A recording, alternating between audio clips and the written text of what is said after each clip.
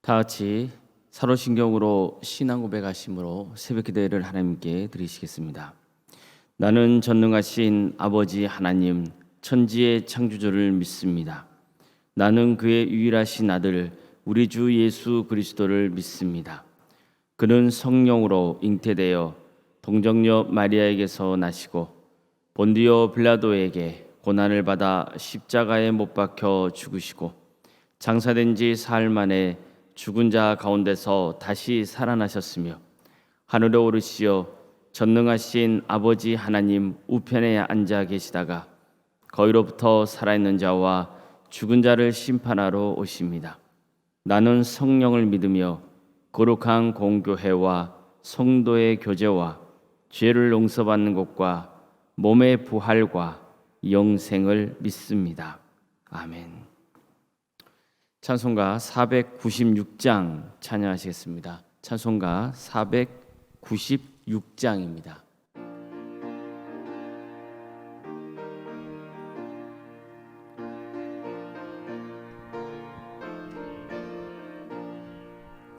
새벽부터 우리 사랑함으로써 저녁까지 시를 부려봅시다. 열매 차차 익어 곡식 거둘 때에 기쁨으로 달을 거두리로다. 거두리로다. 거두리로다. 기쁨으로 달을 거두리로다. 거두리로다. 거두리로다. 기쁨으로 달을 거두리로다. 비가 오는 것과 바람 부는 것을 겁을 내지 말고 부려봅시다. 일을 마쳐놓고 곡식 거둘 때에 기쁨으로 달을 거두리로다. 거두리로다. 거두리로다. 기쁨으로 달을 거두리로다. 거두리로다. 거두리로다. 기쁨으로 달을 거두리로다. 씨를 뿌릴 때에 나지 아니할까 염려하며 심히 애탈지라도 나중에 예수께서 칭찬하시리니 기쁨으로 달을 거두리로다. 거두리로다. 거두리로다. 기쁨으로 달을 거두리로다. 거두리로다. 거두리로다.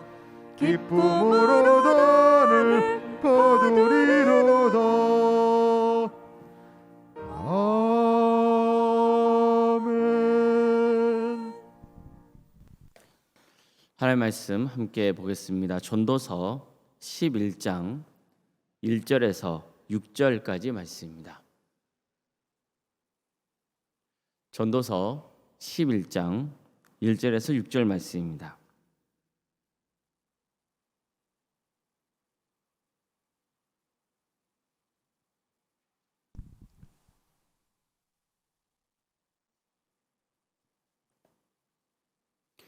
전도서 11장 1절에서 6절까지 말씀을 함께 교독하시겠습니다.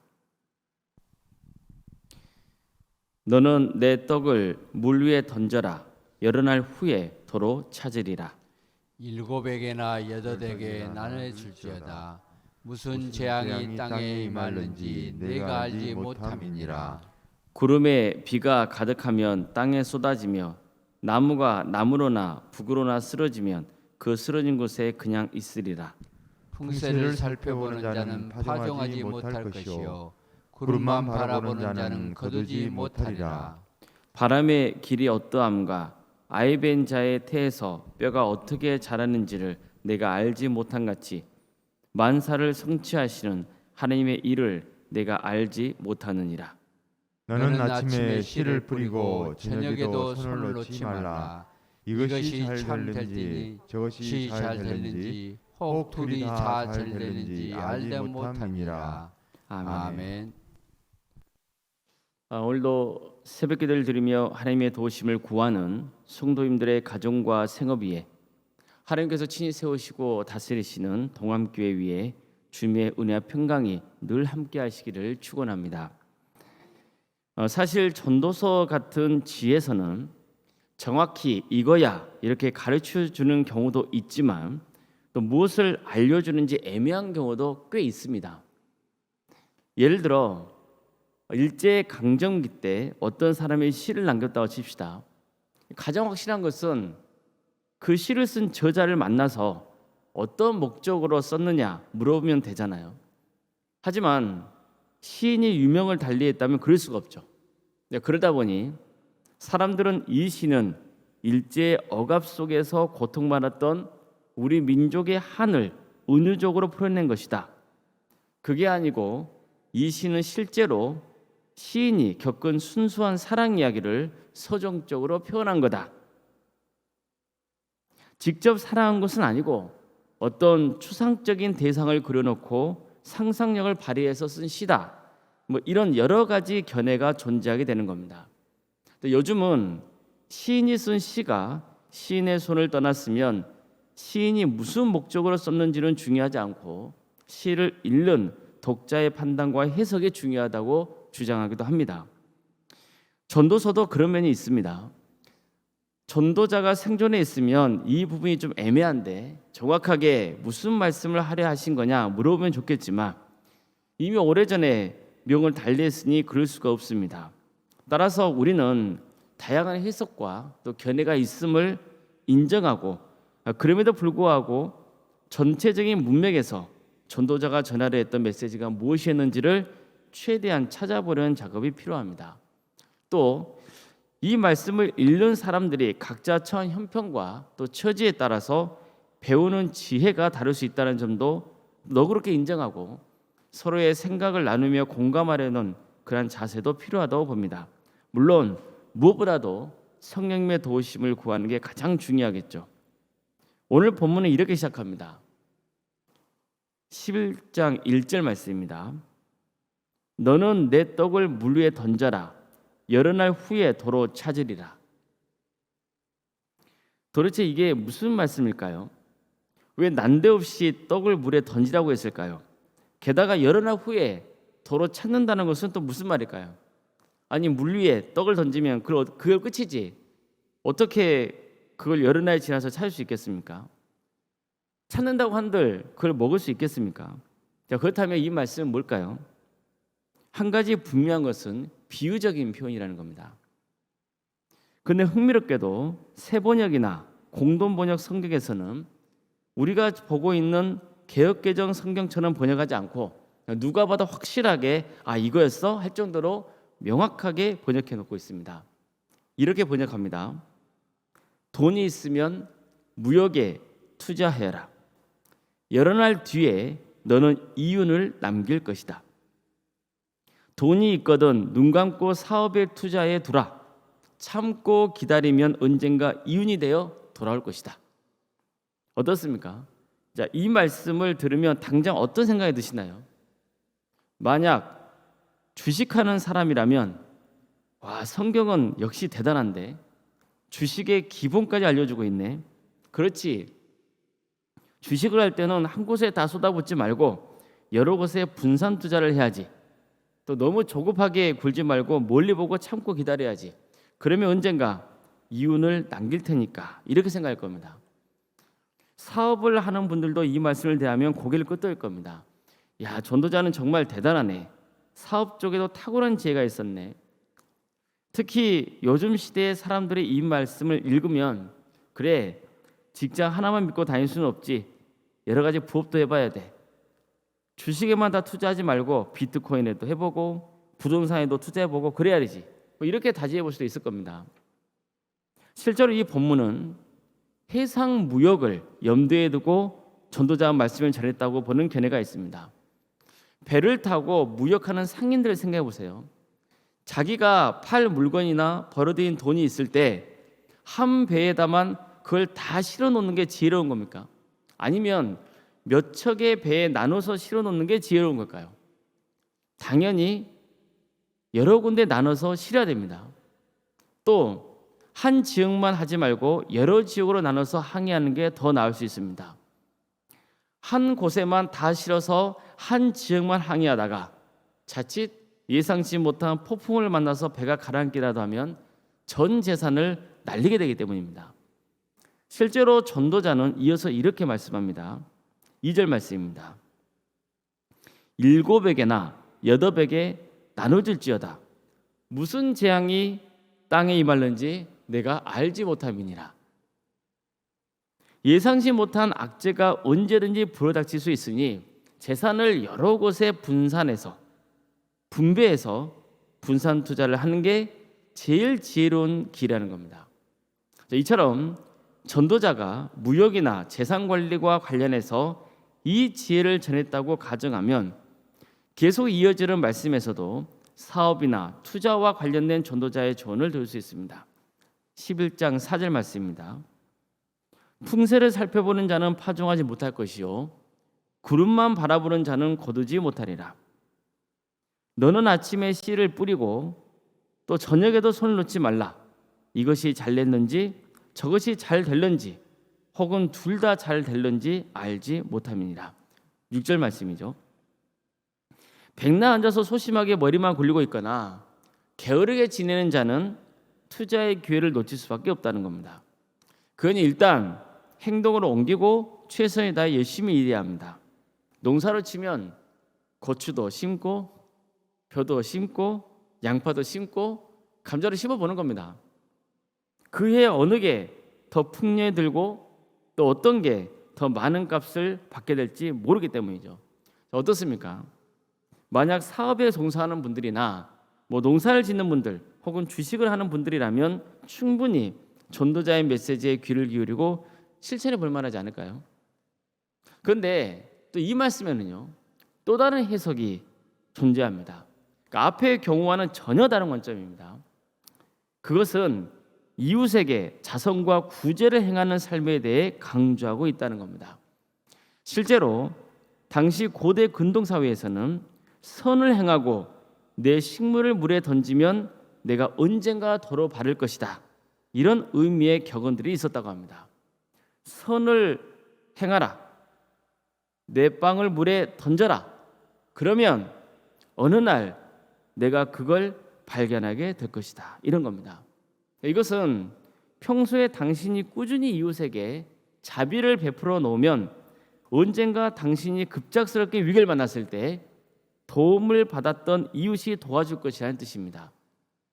내가 선행을 행하면 언젠가 반드시 그 선이 당신에게로 돌아올 것이라는 거죠. 그렇다면 2절에서 7이나 8에게 나눠지다는 것은 무슨 의미일까요? 되도록 많은 사람들에게 골고루 선행을 베풀라는 겁니다. 이처럼 순수한 의도와는 다르게 또 다른 측면도 있을 겁니다. 한 사람에게 선행을 베풀다가 나중에 위기가 처했을 때 그 사람이 안 도와주면 끝이잖아요. 그렇기 때문에 되도록 여러 사람을 도와주는 게 좋다는 겁니다. 그러면 그들 중에 누군가는 당신을 도와줄 사람이 있을 것이라는 뜻이 가능합니다. 자, 이것은 예수님이 전하셨던 불의한 청지기의 비유에 나오는 청지기의 모습과도 아주 유사합니다. 청지기가 재산을 함부로 낭비한다는 말을 들은 부자는 청지기를 해고해버립니다. 그러자 청지기는 살 길이 갑갑해서 이제 머리를 쓰는 겁니다. 주인에게 빚진 자들을 일일이 불러서 자기가 마음대로 상당의 빚을 탕감해 줘버립니다. 왜일까요? 나중에 자신에게 은혜를 입은 사람들이 그를 도와줄 것으로 기대했기 때문입니다. 방법은 잘못됐지만 어쨌든 청지기는 나름 생존을 위해서 자선이라는 수단을 이용했던 거죠. 그것도 한 사람만 도와주지 않고 여러 사람을 도와줍니다. 게다가 자신을 도와줄 재력이 있는 사람만 골라서 도와줍니다. 자, 이렇게 그는 비록 주인 돈이지만 자선을 수단으로 보험을 들어놓습니다. 그러고 보면 청지기에게는 자선도 나름 좋은 투자인 셈인 겁니다. 이어지는 말씀에서 전도자는 풍세를 살펴보는 자는 파종하지 못하고 구름만 바라보면 거르지 못한다고도 했습니다. 이것을 자선의 관점에서 보면 내가 좀 여유가 생기면 나중에 도와주자 그러지 말고 기회가 생기는 대로 베풀라는 겁니다. 그러니까 여기서 우리는 선행을 하는 것도 모험적인 측면이 있다는 것을 알려주고 있습니다. 자, 여러분은 어느 해석이 더 마음에 와닿습니까? 각자의 직업이나 처한 사정에 따라서 좀 더 내게 와닿는 해석이 있을 겁니다. 뭐 어떤 것도 좋다고 생각합니다. 사실 사업을 하는 것과 구제하는 것은 내용 자체가 완전히 달라 보이지만 반드시 그런 것만은 아닙니다. 생각해 보십시오. 구제를 하려면 돈을 벌어야 됩니다. 전도자는 이미 앞에서 돈은 범사에 이용된다고 했습니다. 자, 그럼 돈은 당연히 구제에도 쓰이는 겁니다. 사업을 해서 이윤을 남긴 사람은 또 다른 이윤을 목적으로 여러 곳에 분산 투자할 수 있습니다. 그러면서 여러 기부단체나 개인에게 구제할 수 있습니다. 사실 요즘 기업을 보면 기업의 이미지를 좋게 하려고 기부단체를 설립하거나 또 특정 기관에 기부를 하지 않습니까? 전도자가 어떤 의도로 이 말씀을 전했는지 정확하지는 않아도 적어도 다음과 같은 점에 있어서만은 동의할 것입니다. 열심히 돈을 벌어라. 그리고 열심히 구제하라. 그러면 그 복이 내게 돌아올 것이다. 특별히 전도자가 이 지혜를 전하면서 강조했던 말씀이 있습니다. 11장 5절 말씀입니다. 바람의 길이 어떠함과 알벤 자의 태에서 뼈가 어떻게 자라는지를 내가 알지 못한 같이 만사를 성취하시는 하나님의 일을 내가 알지 못하느니라. 이처럼 전도자는 인간의 한계와 하나님의 절대 주권을 놓치지 않고 있는 겁니다. 생사화복은 오직 하나님의 손에 달려 있다는 겁니다. 사람이 아무리 분산 투자를 하고 이윤을 얻고 선행을 하고 도움을 받는다 해도 결국 이 모든 것은 하나님의 섭리 안에 있다는 뜻입니다. 이처럼 하나님의 모든 것을 주관하시고 인간에게는 엄연한 한계가 있다는 것을 믿는 사람이라면 이 말씀에서 어떤 교훈을 얻을 수 있겠습니까? 돈을 벌어도 이 돈이 하나님의 것임을 인정하지 않겠습니까? 내가 계획을 세우고 투자 시기를 잘 결정했기 때문에 큰 돈을 벌었다고 함부로 자랑할 수 있을까요? 또 내가 구제 좀 했다고 해서 자랑할 수 있겠습니까? 하나님이 모든 것을 주관하신다는 것을 믿는 사람은 그럴 수 없습니다. 내가 부유하게 된 것은 하나님의 은혜이며 하나님의 것은 당연히 이웃에게 나눠줘야 한다는 정신을 가지게 될 것입니다. 내게 주어진 이윤, 돈은 하나님의 영광을 위해서 쓰여야 한다. 이것이 가장 기본이 되지 않겠습니까? 우리가 하나님께 11조를 드리고 하는 것도 마찬가지입니다. 하나님께서 나에게 물질을 주신 것, 그것에 감사해서 또 이 물질을 통해서 하나님의 영광을 위해 쓰여지기를 바라는 마음, 하나님의 나라 확장되는 마음이 그 속에 담겨 있는 겁니다. 꼭 돈이 많다고 해서 자선을 베풀 수 있는 거 아닙니다. 또 하나님께 바칠 수 있는 거 아닙니다. 부족해도 이웃과 음식을 나눌 수도 있지만 또 작은 도움도 줄 수도 있습니다. 그렇지 않습니까? 내가 이렇게 도움을 주면 저 사람도 나를 좀 도와주겠지. 이것이 전도자가 가르쳐준 현실 세계 안에서의 실제적인 어떤 조언일 수는 있겠으나, 그러나 우리는 하나님을 믿는 그리스도인으로서 그런 어떤 대가를 바라는 마음보다는 그냥 조건 없이 도와줄 수 있어야겠죠. 어차피 하나님이 복을 주실 것이라고 믿기 때문입니다. 열심히 돈을 버십시오. 또 구제하십시오. 그러나 한 가지는 기억하십시오. 모든 게 다 하나님의 것이며 하나님께서 주관하십니다. 이 믿음으로 세상에 덕을 끼치고 또 하나님의 교회를 섬기며 하나님의 복도 충만히 누리시기를 주님의 이름으로 축원합니다. 기도하시겠습니다.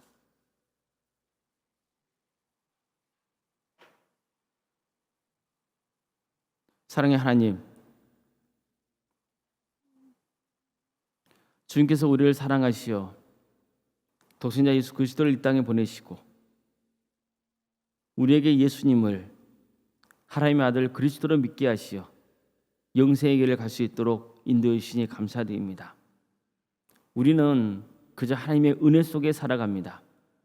하나님 앞에서 어떤 업적도 자랑할 수 없으며 내가 무엇을 했다고 하는 그러한 마음들을 품을 수조차 없음을 주님 앞에 고백합니다.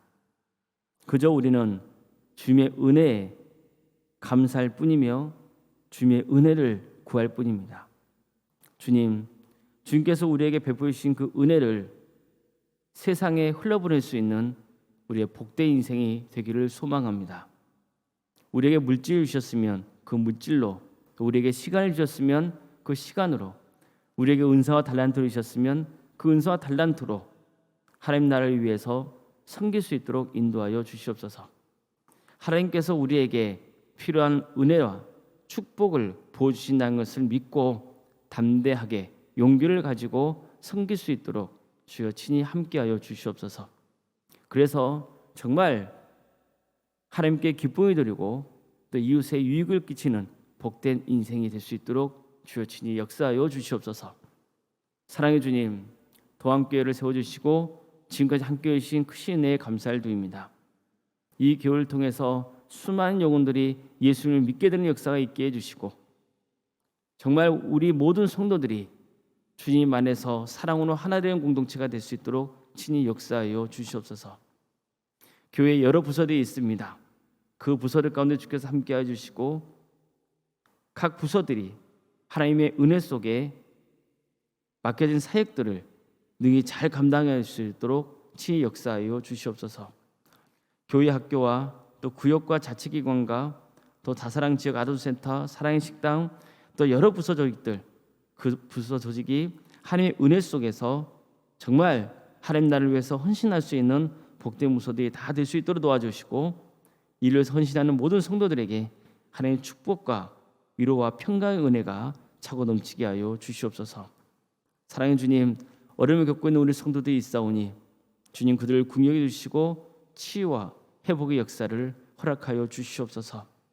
백혈병으로 또 위암과 유방암과 폐렴과 당뇨로 심부전증으로 갑상선과 소화장애로 허리골절로 소아마비 장애와 뇌질환으로 공황장애와 신경쇠약과 난청으로 또 사고를 당해서 입원해 있는 성도들이 있습니다. 갈뼈가 다친 성도도 있사오니 주님께서 그들 긍휼히 여겨 주시옵소서. 코로나에 걸린 성도님들이 속히 회복될 수 있도록 인도해 주시고 정말 하나님의 때에 가장 좋은 곳을 주신다고 하는 그 믿음 붙들고 낙심하지 않고 끝까지 구원의 길을 가는 우리 모든 성도들이 될 수 있도록 친히 역사하여 주시옵소서. 사랑의 주님, 객지에 나가 있는 성도들이 있습니다. 학업 때문에 또 직장과 군 복무 등으로 여러 일들 때문에 나가 있는 성도들을 주께서 안전을 지켜주시고 그들을 구하는 자리가 복되게 하여 주시옵소서. 주님, 잉태의 축복을 바라고 있는 가정이 있사오니 그 가정을 복되게 하여 주셔서 자녀를 허락하여 주시고 그래서 그 가정에 큰 기쁨이 되도록 주님 친히 역사하여 주시옵소서. 출산을 앞둔 가정이 있사오니 주님 무사히 출산할 수 있도록 도와주셔서 그 가정이 계속 믿음의 가정으로 세워져 갈 수 있도록 친히 함께하여 주시옵소서. 우리에게 이미 주어진 자녀들이 건강하게 바르게 잘 자랄 수 있도록 도와주시고 무엇보다도 신앙적으로 성장할 수 있도록 친히 역사하여 주시옵소서. 우리 자녀들에게 주신 달란트로 하나님께 영광을 올려드리는 복된 삶을 살아갈 수 있도록 친히 역사하여 주시옵소서. 구역 대신방 중에 있습니다. 주님께서 함께해 주시어 은혜 중에 신방이 잘 지낼 수 있도록 주께서 함께하여 주시옵소서. 구역 신방을 받는 모든 가정마다 하나님의 축복이 차고 넘치게 하여 주시옵소서. 원로무사님과 사모님 그 가정에 복되게 하여 주시옵소서. 성령 충만의 역사가 있도록 인도하여 주시고 원로무사님이 계속 주어진 사역을 능력있게 잘 감당할 수 있도록 친히 역사해 주시며 사모님께도 건강을 허락하여 주시옵소서. 모든 분들께 평안의 축복을 허락하여 주시며 믿음의 명간을 세워가는 복된 가정 될 수 있도록 친히 역사하여 주시옵소서. 우리 교회 여러 직분자를 세우시니 감사를 드립니다. 장로님과 안수희 지사님과 또 권사님과 집사님 또 교육자들 주님께서 복의 복을 더하여 주시고 맡은 바 책임을 충성되게 잘 감당할 수 있도록 인도하여 주시옵소서. 하나님께서 그 인생을 책임져 주신다는 그 믿음 붙들고 주어진 사역들을 능력 있게 잘 감당할 수 있도록 도와주시되 어떤 것도 자신의 업적을 세우지 않고 오직 하나님과 함께 섬기는 우리 성도들을 섬기는 마음으로 겸손하게 주어진 직분을 능력 있게 잘 감당할 수 있도록 친히 역사하여 주시옵소서. 사랑의 주님, 우리 교회에서 드려지는 모든 예배가 성령 충만한 예배가 될 수 있도록 도와주시고 많은 성도들이 모여 하나님의 예배하게 하여 주시옵소서. 우리 교회에 새 가족을 보내주신 것 감사드립니다. 주님, 새 가족이 잘 적응하고 정착하여서 또 우리 성도들과 함께 기쁘게 신앙생활할 수 있도록 도와주시고 끝까지 구원의 길을 갈 수 있도록 친히 역사하여 주시옵소서. 이 나라의 하나님의 공의와 정의가 바로 세워지게 하여 주시며 억압받는 북한 동포들이 속히 해방의 자유를 기쁘게 맞이할 수 있도록 인도하여 주시고 하나님의 나라 의를 위해서 헌신하고 있는 귀한 선교사들과 종들 위해 주님께서 권능을 베풀어 주시어 주어진 소명을 끝까지 잘 완수할 수 있도록 친히 역사하여 주시옵소서. 새벽기를 드리며 하나님의 은혜를 간구하는 성도들을 주께서 일일이 복의 복을 더하여 주시며 기도하는 모든 기도 제목들 가운데 주께서 응답하여 주시옵소서. 모든 것을 주님께 의지하오며 우리 주 예수 그리스도의 이름으로 기도드리옵나이다. 아멘. 하늘에 계신 우리 아버지, 아버지의 이름을 거룩하게 하시며 아버지의 나라가 오게 하시며 아버지의 뜻이 하늘에서와 같이 땅에서도 이루어지게 하소서. 오늘 우리에게 일용할 양식을 주시고 우리가 우리에게 잘못한 사람을 용서하여 준 것 같이 우리 죄를 용서하여 주시고 우리를 시험에 빠지지 않게 하시고 악에서 구하소서. 나라와 권능과 영광이 영원히 아버지의 것입니다. 아멘. 각자 기도하시겠습니다.